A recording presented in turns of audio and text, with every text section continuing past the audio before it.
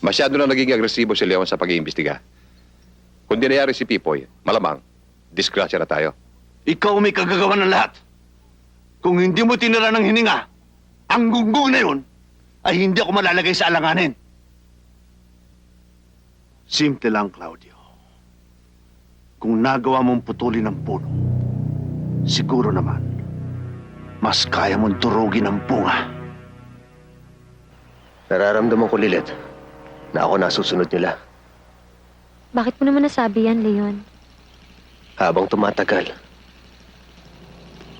lalong lumalabo. Sa tingin ko, hindi sa pagkamatay ni Itay nagtatapos ang galit ng mga taong yon.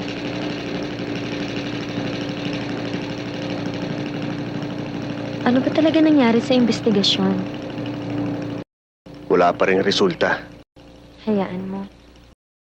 Hihingi ako ng tulong sa papa para mapadali ang paghuli sa mga taong may kagagawa ng pagkamatay ng Itay mo.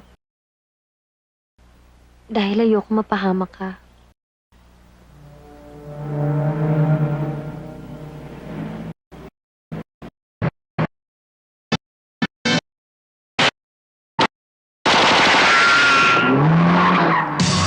Lilet! Leon, may tama ako.